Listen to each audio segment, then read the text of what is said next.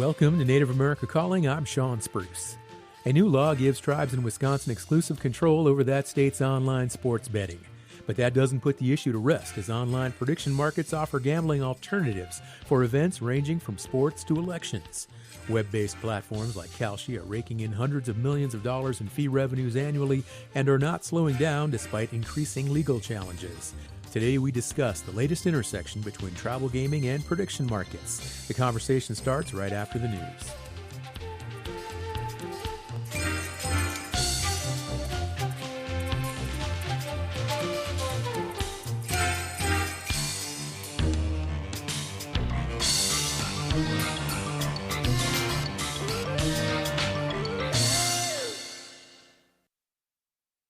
This is National Native News.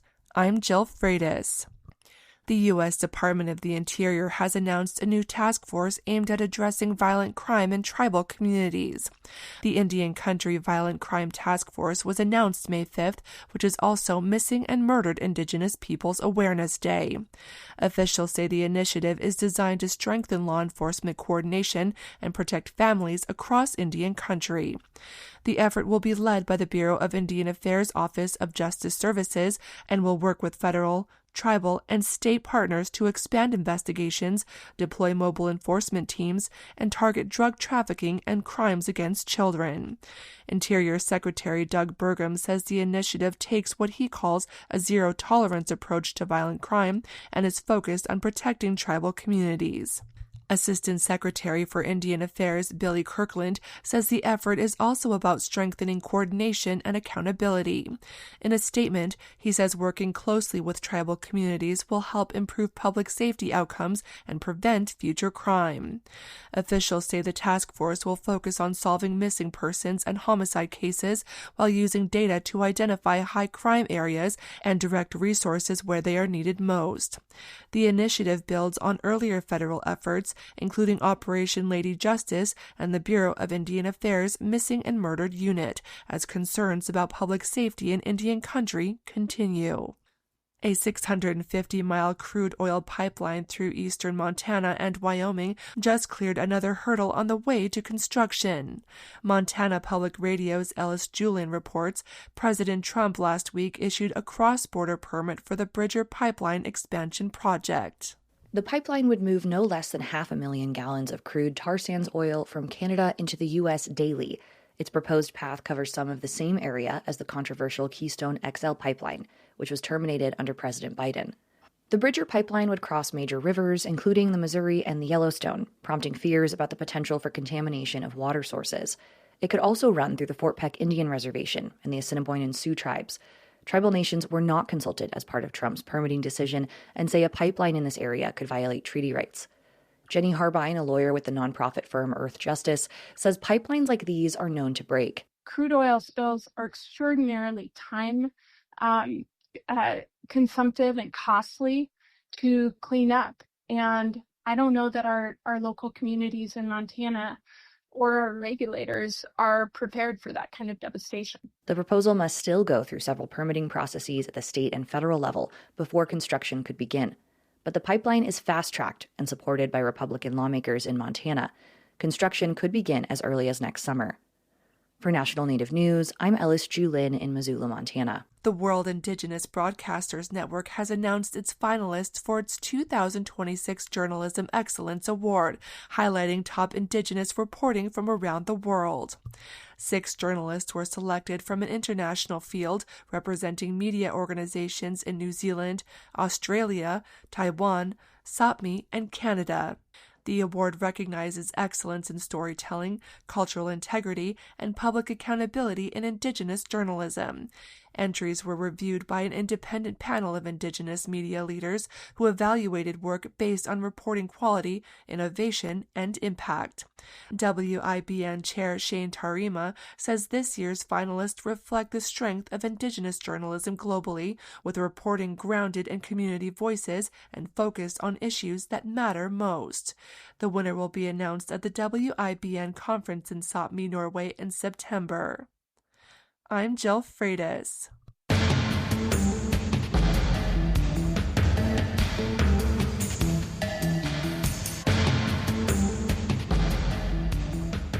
National Native News is produced by Koahnic Broadcast Corporation with funding by the Corporation for Public Broadcasting.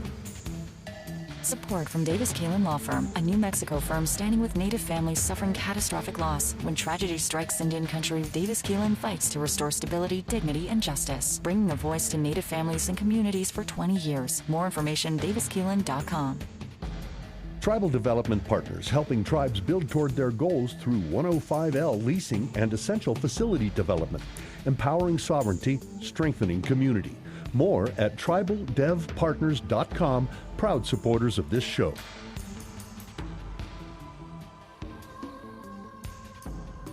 Native Voice One, the Native American Radio Network.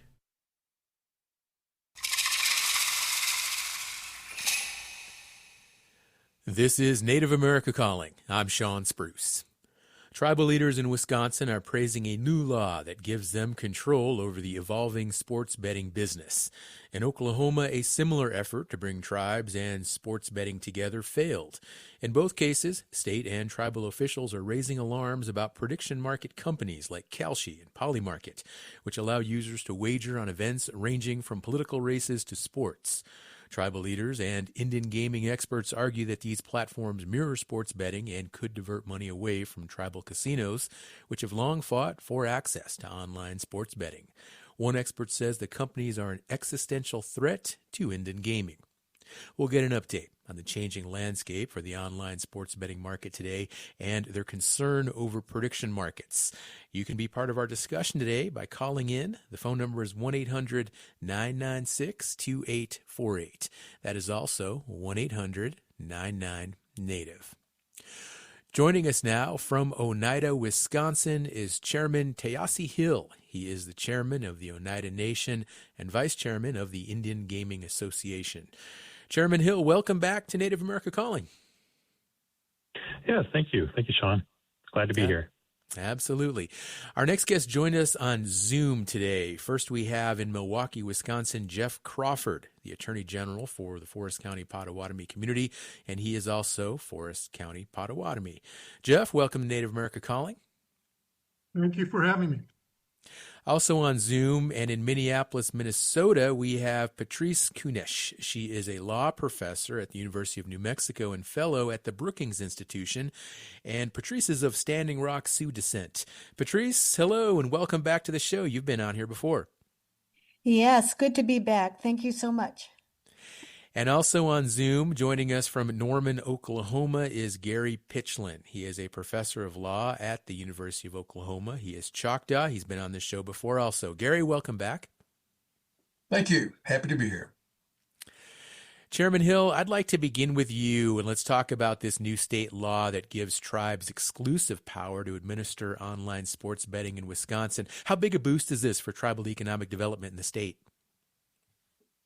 Yeah, it could be quite significant should everything work out, and being able to, again, work with all the different 11 tribes in the state of Wisconsin to figure out a model that would be most beneficial for each, and being able to, again, grow these economies, because the revenue generated through our gaming operations helps support jobs and the economy and programs and services like education and healthcare, and the whole, I guess, gamut of program services that are offered through all the different tribes in the state.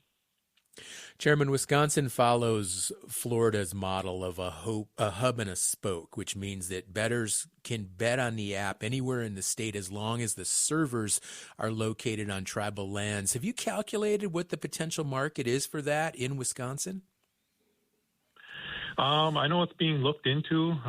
It's kind of a current process, but it is quite significant.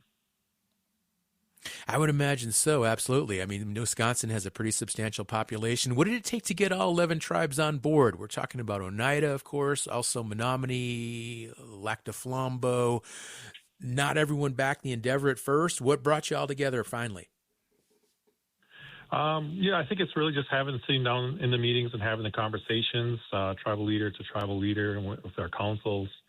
Again, just trying to figure out, is this in the best interest of the tribes of the state as it relates to our current gaming operations and the regulations, and then being able to, again, hopefully in the near future, come together on a model that works for all the tribes in the state. And what's always interesting about negotiations like this among tribes is that on one level, you're all pushing towards the ultimate end game here with regard to sports betting, but at the same time, you also are potentially competitors with one another. So I'm curious to know how you all work together, and what is the overall vision for what could be an equitable agreement? Yeah, I think that's currently in discussions with all the tribes, so it's yet to be determined. But that's been the push from the very get-go, is to make sure that everyone is on board and comfortable with a model that everyone could be able to benefit from. So that's kind of the top line goal of the tribes in the state is those two main components. The Oneida Tribe released the first tribal mobile sports betting app. Tell us more about how that project has evolved. Is it meeting expectations so far with regard to revenues? Yeah, it definitely is. So originally when we first had our first compact to be able to offer sports betting on the reservation was tied to specific tribal lands and locations. And so it started out, kind of small and not that big of an endeavor. But then when we were ultimately able to amend our compact to do mobile gaming on the reservation, we did see a rather large influx of new accounts being created through that process. So we do know that having a mobile component does have a much larger impact on revenues and accounts for sports betting. And do you see that growing in the future? I mean, traditionally, tribal gaming, bricks and mortar, now more betting going online. At some point, do you see the majority of revenues being generated online, perhaps by sportsbook apps like this? That's definitely, I think, in the wave of the future. In having discussions with some other tribes in different parts of the country that do have mobile wagering statewide, they're seeing that online gaming is really outpacing the bricks and mortar portions of their gaming operations. Chairman, the other side of the issue here is the prevalence right now of prediction markets, and the Oneida Nation has gone on record opposing sports betting, or what they refer to as trades on events facilitated by prediction markets on their platforms. What's the distinction that you make between these two different options? And again, maybe this is semantics here, but we have betting on one side and what's being referred to as trading on the other. Yeah, I guess there isn't really much of a distinction between the two as it comes to the actual functions of what is actually happening. So, here we believe that the futures trading is actually gaming and gambling online. And so as a parts to what we have as regulated gaming and having the protections of those regulations and making sure that the consumers also have that protection, and also making sure that the integrity of the game as well is in place, making sure that we have, obviously blacklists for individuals who work in organizations like the NFL or the NBA or any of the major leagues, or college coaches, anyone that might have insider information not being able to place bets, I think is important, and a part that, we've been able to negotiate with the leagues to be able to come to that understanding. And so making sure that and also verification of age verification.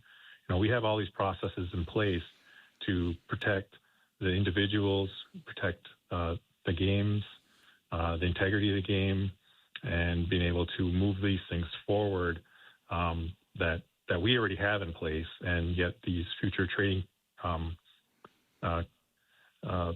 operations don't have any of that in place. Obviously, you've seen in the news recently with, the charges being brought to individuals who had insider information with the strikes, military strikes, and things like that, placing bets and making hundreds of thousands of dollars. That's because that space is totally unregulated, and they don't have any means to assure that insider betting and profiting does not take place. And so they're facing that now in the media. Yeah, and to a casual observer, it certainly appears like we're in kind of a Wild West scenario right now with regard to how some of these prediction market platforms are able to operate. And you mentioned the regulatory piece, and of course that's at the heart of this as well, because these prediction markets are currently regulated, however rigorously that is, but technically they are being regulated by the Commodities Futures Trading Commission, which is a federal regulatory agency, as opposed to tribal gaming, which is regulated either by the Indian Gaming Regulatory Act or through some of these state compacts. What concerns do you have with that right now, the way that structure is set up, being with oversight through federal regulatory agencies as opposed to regulatory agencies that are more closely connected to tribal gaming? Yeah, I think for me, it's definitely a violation of tribal sovereignty and tribal rights, and also states' rights and states' rights to state sovereignty is to decide what the states would like to allow as legal enterprises within that state. And so having this new phase of prediction markets move into states who don't necessarily endorse gaming operations, and also that continues to be the a main sticking point is tribes and states work under federal law, the Indian Gaming Regulatory Act, and it's in direct conflict with this newer, I guess, proposal of the prediction markets moving forward into these gaming spaces. And I don't feel that the CFTC is fulfilling their regulatory responsibilities and assuring that these futures are placed on commodities. I don't think that betting on a basketball game or a football game or hockey and baseball game or anything like that has anything to do with commodities. So it's really, to me, really outside of CFTC's jurisdiction. All right, Chairman Hill, thank you for kicking off our conversation here today. We're going to take a short break. We'll come back and continue with our other guests. Stay with us, folks.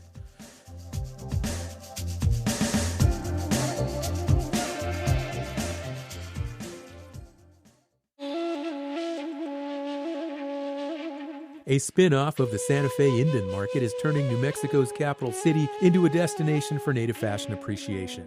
Swaya Native Fashion Week returns for its third year, celebrating both veteran and up-and-coming designers. We'll find out trends driving this year's event and how Native fashion is showing up in the larger designer world. That's on the next Native America Calling.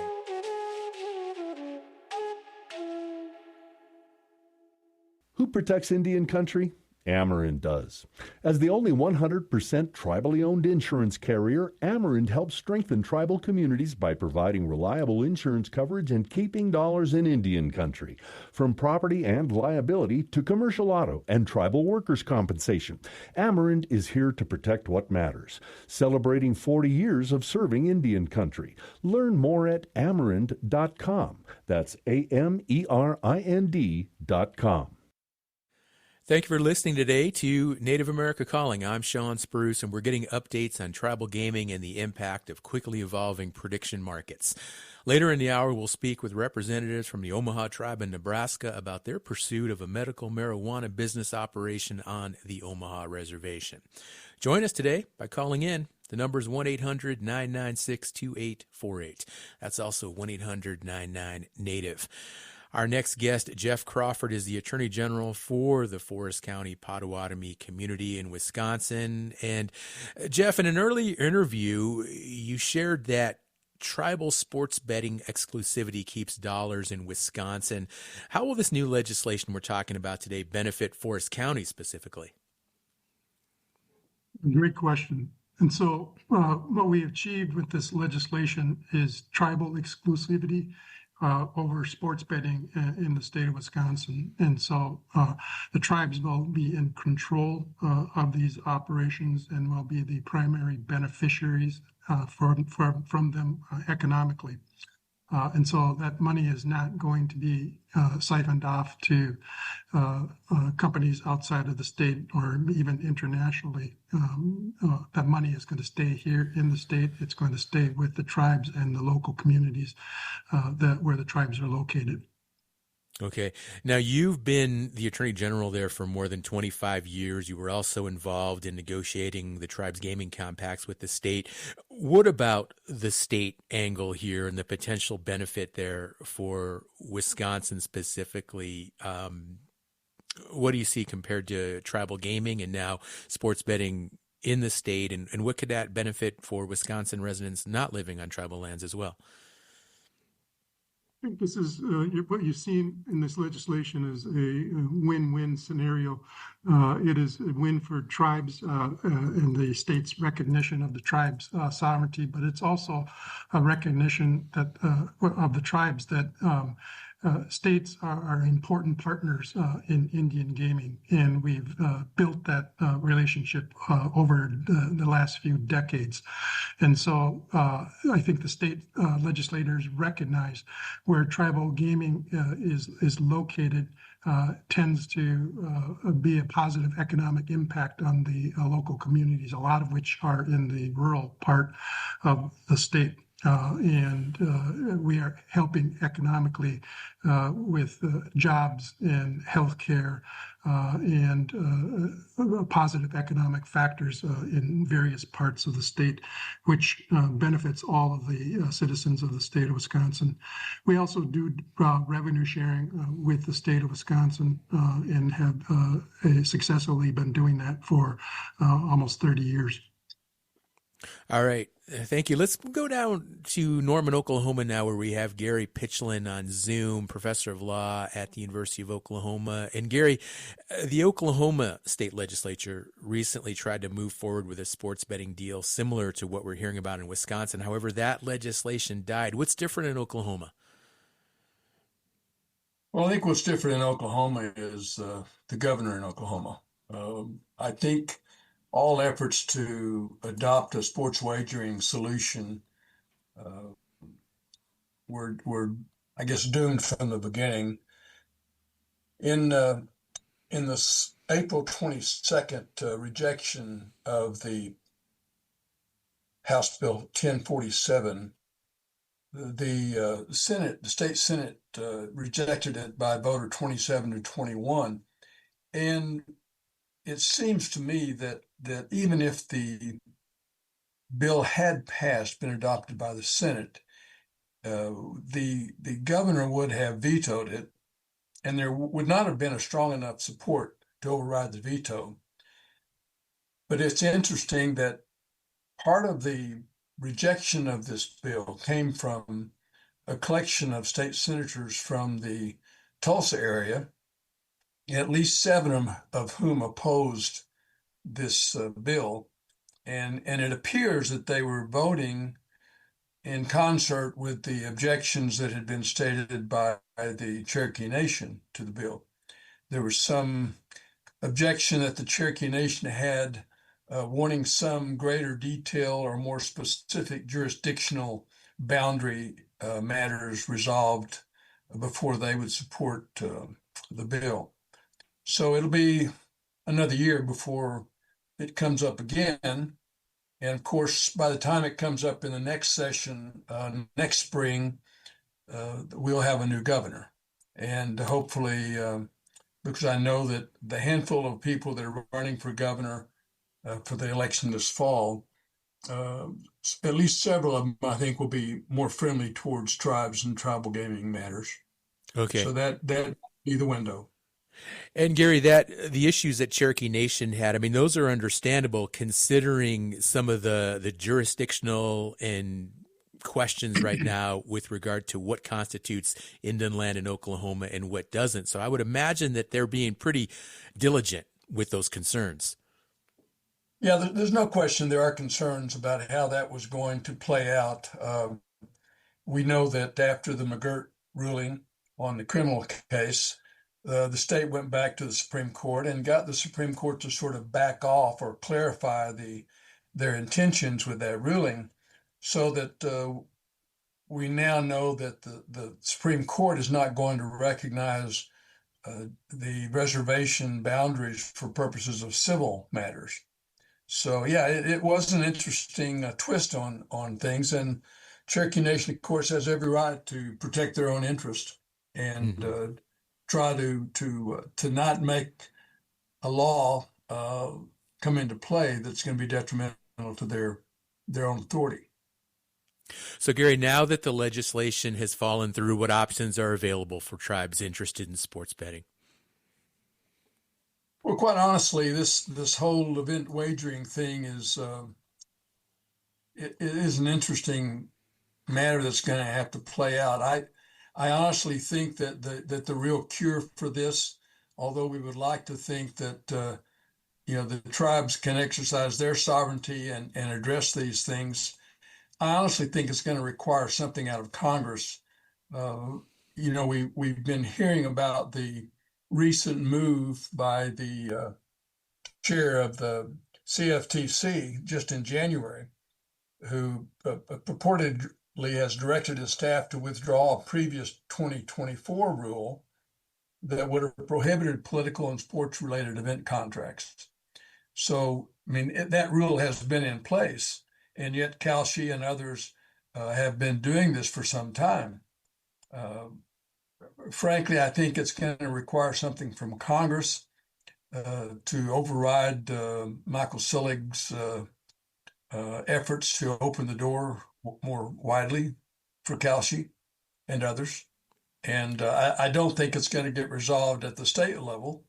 The whole concept of the federal agency that has authority over event contracts and commodities and so forth always operated under this idea that they were not a preemption of state law, and that things that were outlawed in any state under state government's authority would not be overruled or trampled on by the rules and the operation of the Commodities Exchange Act. Somehow that has been twisted about some, and now we're going to need some clarification as to whether that is truly Congress's intent, and if so, they're going to have to be real clear about it. Mm-hmm. Also, potentially lawsuits coming down from the feds towards states that are opposing these prediction markets, correct? That's correct. There are a number of lawsuits pending now, both in state and federal courts, raising issues about the use of the events contracts as a means of getting people to wager on sporting events. And they can call it commodities, they can call it whatever they want. When it comes down to it, if you or I did the same thing in any state environment that had prohibited gambling, we'd be violating state law and be punished for it. All right. Gary, I know your time is limited, so really appreciate you joining the conversation today. The phone number, 1-800-996-2848 for listeners who would like to join in. Maybe you have concerns with regard to sports betting in your community. Maybe you're a tribe that currently offers sports betting in a tribal casino, or maybe you have concerns about these prediction markets and what they mean in terms of tribal gaming, or maybe just, for somebody who's just a consumer of one of these platforms. Maybe you have some thoughts with regards to how they operate, or how these event contracts or trades, as they're known, how they actually function. So give us a call. We'd like to hear from you today. 1-800-996-2848. Let's go back to Jeff Crawford with Forest County Potawatomi. And Jeff, we just spoke with Gary with regard to lawsuits coming down from the feds with regard to states. And I know that the state of Wisconsin is suing prediction market platforms to shut down their operations in the state. And the federal agency, the CFTC, Commodities Futures Trading Commission, is suing the state in response. What's the tribe's stance on this lawsuit, and any updates you can provide with regard to how this is all playing out would be really helpful. Yeah, there is a lot of litigation and threats of litigation taking place in Wisconsin right now, including the state of Wisconsin suing the prediction market companies, trying to prevent them from conducting their illegal gaming in the state of Wisconsin. And so the tribes are in full support of the Attorney General of Wisconsin in these endeavors. We also have a second lawsuit that is pending in the state. This is one filed by the Ho-Chunk Nation of Wisconsin, who have also filed a lawsuit against the prediction markets. And then, believe it or not, there's a third potential litigation that we may be looking at relating to the mobile sports wagering legislation that was recently approved here in the state. Some of the commercial operators nationally have said pretty explicitly that they may be considering filing a lawsuit challenging that legislation. And they have also made efforts to try to start a constitutional amendment process here in the state of Wisconsin, which would open up commercial gaming and eliminate tribal exclusivity in the state. So we got a lot going on here in the state of Wisconsin. It sure sounds like it, Jeff. Thank you. Let's bring Patrice Kunesh into the conversation now, law professor at the University of New Mexico and also a fellow at the Brookings Institution. And Patrice, you wrote an article for Brookings, and in the article you said prediction markets pose an existential threat to Indian gaming. How do tribes avoid that worst case scenario? Well, hello again. Yes, I do think it's an existential threat on several levels. We talked about the threat to tribal sovereignty and the priority of the Indian Gaming Regulatory Act as the preeminent federal authority governing and regulating gaming activities in Indian country. So we have the CEA, the Commodities Exchange Act, coming butt up against IGRA, the Indian Gaming Regulatory Act. And I think these cases that tribes are filing, like the Ho-Chunk Nation, are really putting that tribal sovereignty issue front and center. It's a bit of it's a different argument than what states are claiming in their lawsuits. Obviously, the federal government is saying that federal law preempts state law in regard to wagering and gaming and so forth. And I definitely think states have a very good argument in their case, especially the 10th Amendment to the federal Constitution and states' rights. Whereas tribes have, I think, paramount authority to regulate and govern activities within the boundaries of their reservations. So the existential threat is definitely front and center to tribal sovereignty. But we also have a financial threat. Gaming revenue has been an amazing influx of not just financial support to tribes to deliver essential governmental services, but have raised the quality of living for Native people on reservations, improved their health and welfare overall, actually socially has given those communities just enormous benefits, like more long-lived, for example. Kids are graduating from high school, going on to post-secondary schools, more civic engagement. So overall, the social welfare benefits gained from what gaming revenue has done to expand the economies and improve quality of life, it could be very much of a big threat. And of course, what we heard earlier is the share that the economic benefits that the tribe shares with local economies and the states. All of that, I think, creates a very significant, serious existential threat to state and tribal communities. Okay, I do want to provide a disclosure. We did reach out to Kalshi for a comment on today's show. We did not hear back from them. But Patrice, we've got about a minute and a half before we have to take our next break. And I know that you speculate that ultimately one of these lawsuits is going to make its way to the U.S. Supreme Court. How do you think it's going to play out at that level? Yeah, I do think that this is where we're headed. And, we've seen the Third Circuit, which governs New Jersey, side with Kalshi and distinguish these instruments as finance instruments rather than gaming activity. But we also have the Ninth Circuit out of Colorado and Nevada coming into oral arguments. And that court, that circuit appellate court may look at it very differently.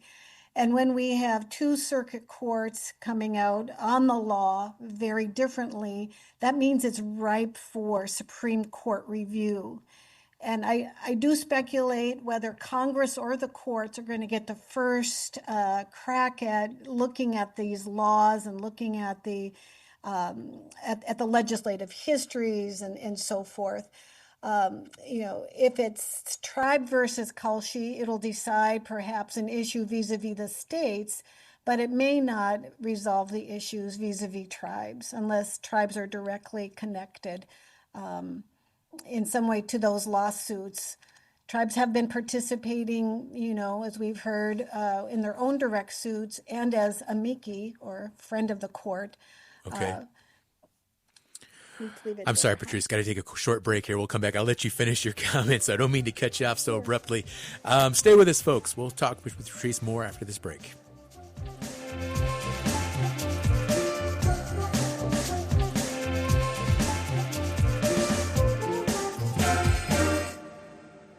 Tribal Development Partners, helping tribes build toward their goals through 105L leasing and essential facility development, empowering sovereignty, strengthening community.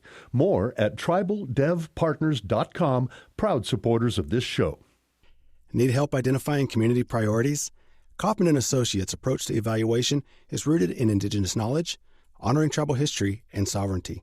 More at kaufmaninc.com, KAUFFMANINC.com. We're glad you're with us today on Native America Calling.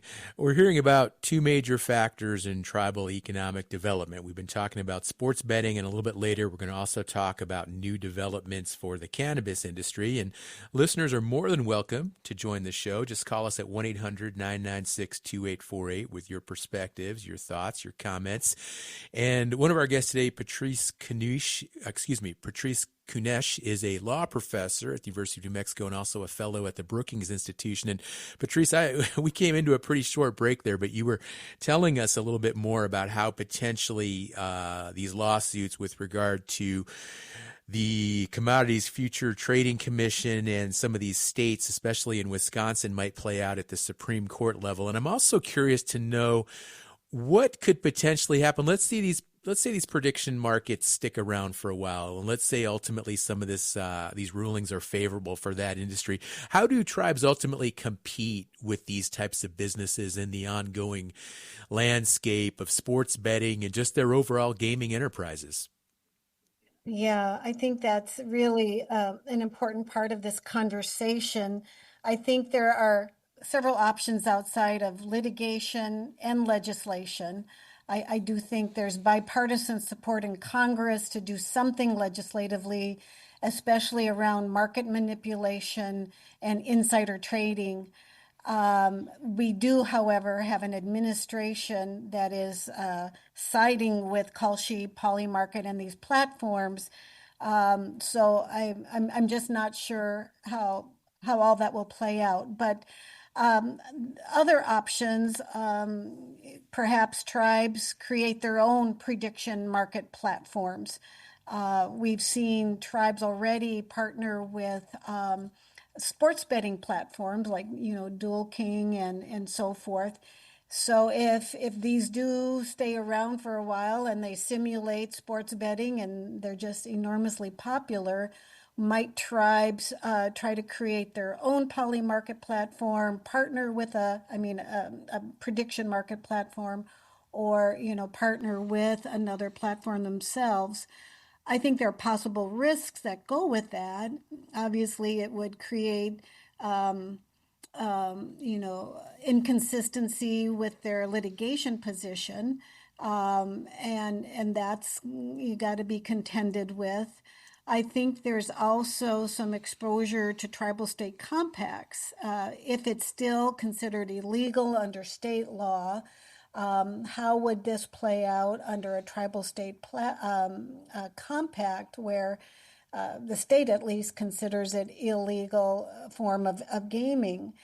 And then, of course, we talked about exclusivity and what does that do when we have so many other entities coming in doing essentially, a sports betting type of activity outside that. Another option might be for tribes to insist on and get some form of agreement to do geofencing. And interesting enough, the Kentucky Derby was held this weekend, and there were no prediction markets around the Kentucky Derby outcome because of a legal standoff between those markets and Churchill Downs, which owns the racetrack. So I think there could be some options where tribes preserve exclusivity, at least of activities within the confines of, those Indian lands on the reservation. But what does that do to their share of the market?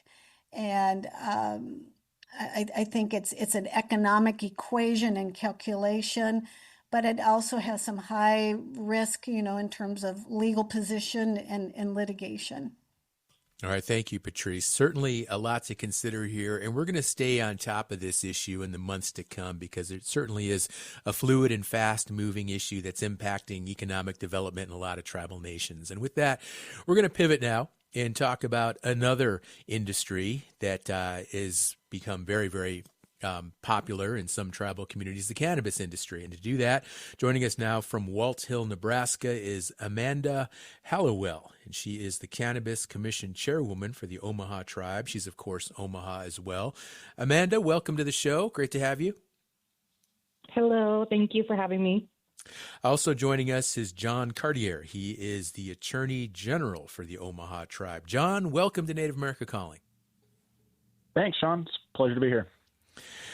Amanda, why is the Omaha Tribe pursuing a medical marijuana operation? And what other industries is the tribe currently engaged in? Let's start there. Okay, well, I think that the Omaha Tribe, within the state of Nebraska, voters voted for medical cannabis.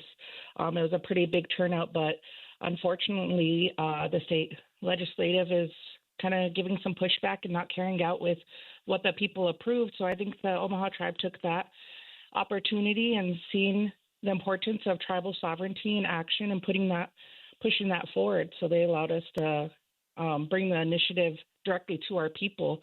And overwhelmingly, a majority of our tribal members voted yes to legalize and regulate medical cannabis on their reservation.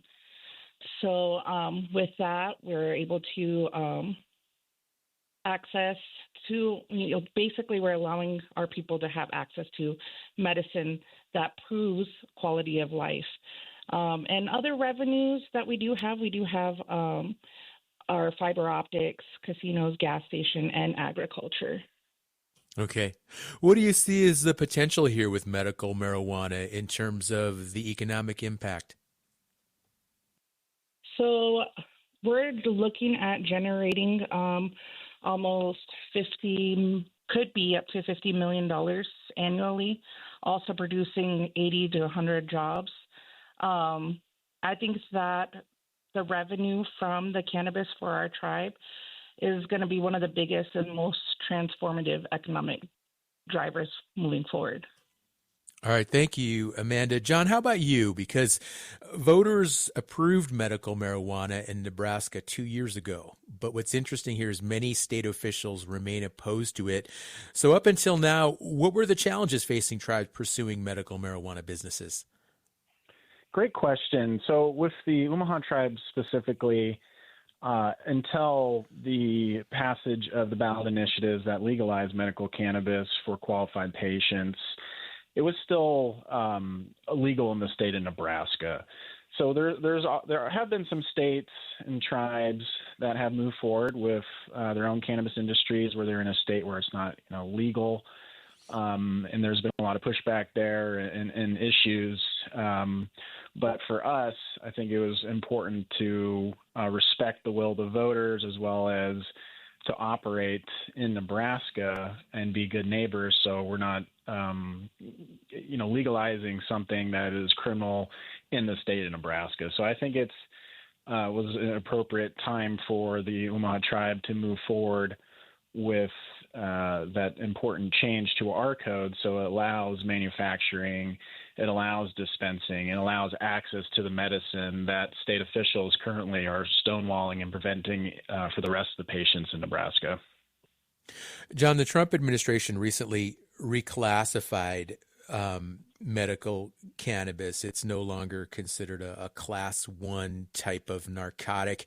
How does that impact the potential here for the Omaha tribe? It's a huge impact. So when we made our announcement last year that we were going to move forward with medical cannabis, we had pushback specifically from our Nebraska governor and Nebraska attorney general. They made it no secret that if folks were going to come to the reservation and purchase their medicine there, that they're going to expend law enforcement resources to harass those patients. With this change, I see that their last remaining talking point that, medical cannabis is still a Schedule I drug, has no accepted medical value, has completely collapsed. So no longer can they hide behind that argument with the federal government because the gates finally opening for access across the board. So how is this going to work going forward here? What are the remaining roadblocks potentially by the state that the Omaha tribe could face when it comes time to actually opening this new medical marijuana operation? I don't see really anything that the state can do other than make threats that they're going to arrest people, try and stop cars.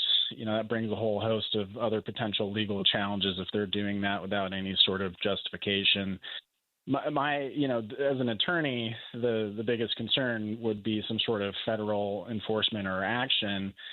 But at this point, they would have to, across many different states where this industry is currently thriving for both the state and tribes, would have to take action not only against us, but everyone else. And at this point, it would be hard to imagine a possibility where that's going to come true, especially with this change to Schedule III.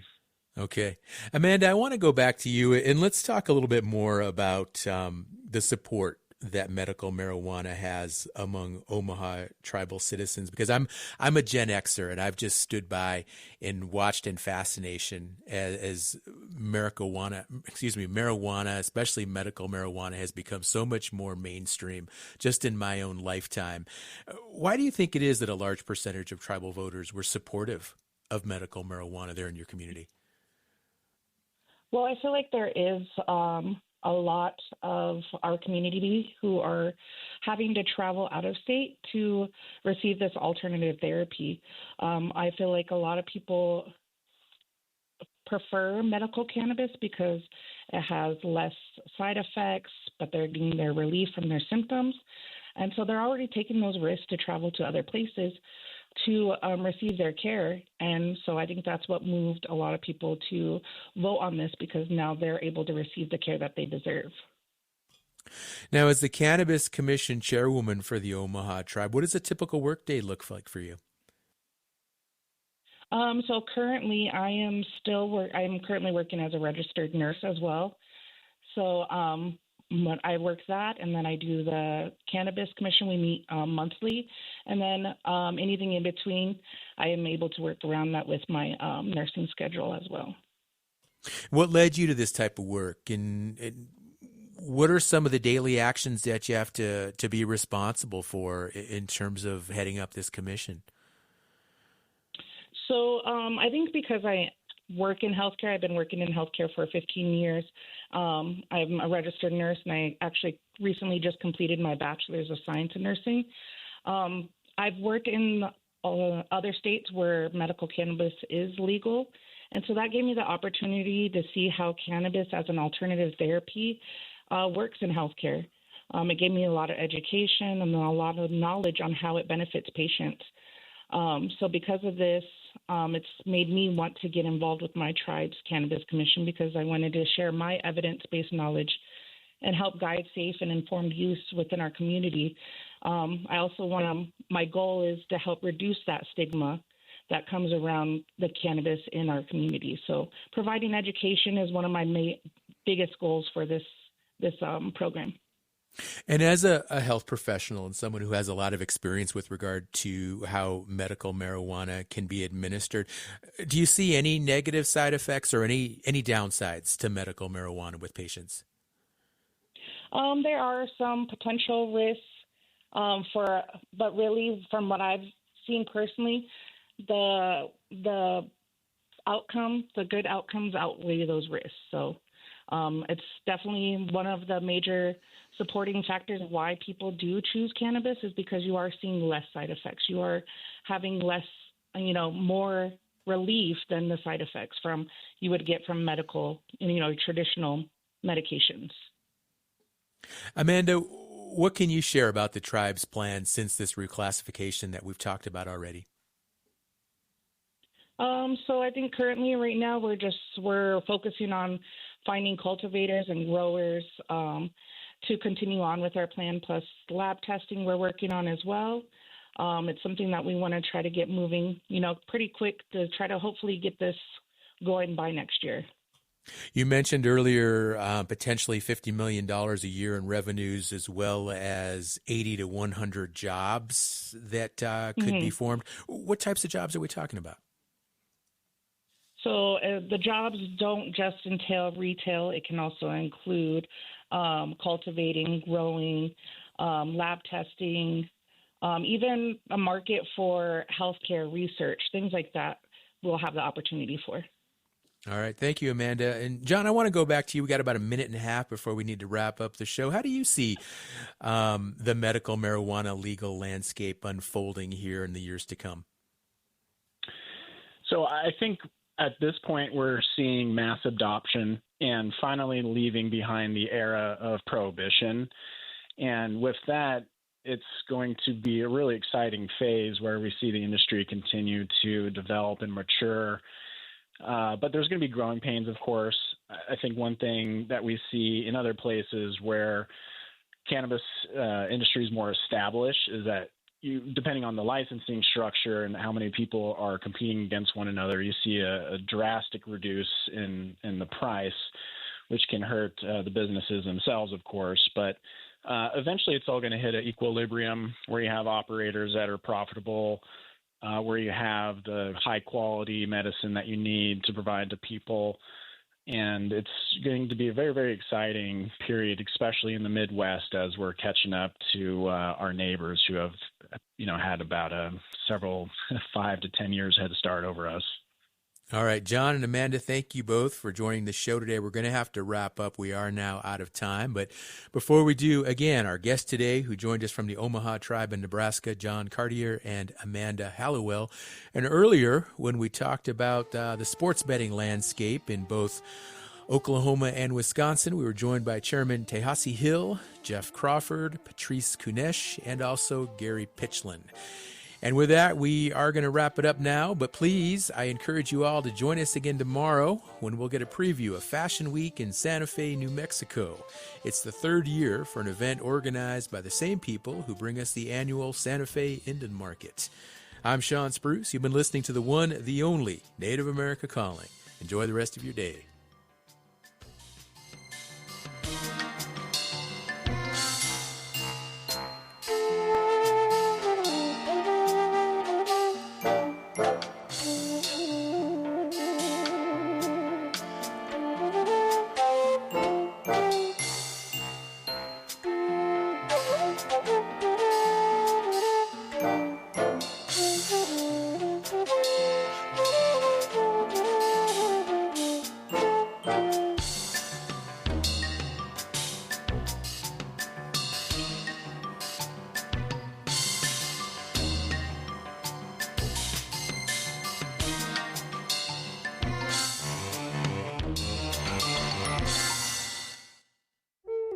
Support for law and justice-related programming provided by Hobbs, Strauss, Dean & Walker, LLP, a national law firm dedicated to promoting and defending tribal rights for over 40 years.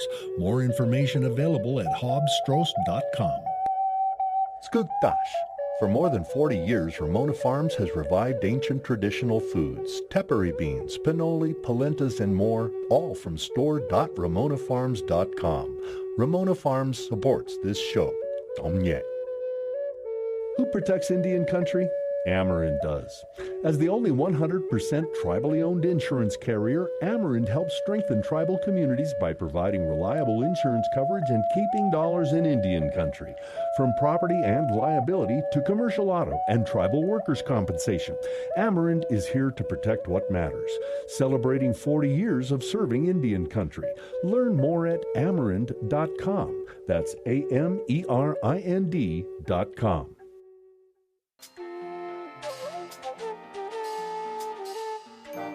Native America Calling is produced in the Annenberg National Native Voice Studios in Albuquerque, New Mexico by Koahnic Broadcast Corporation, a Native nonprofit media organization. Funding is provided by the Corporation for Public Broadcasting with support from the Public Radio Satellite Service. Music is by Brent Michael Davids. Native Voice One, the Native American Radio Network.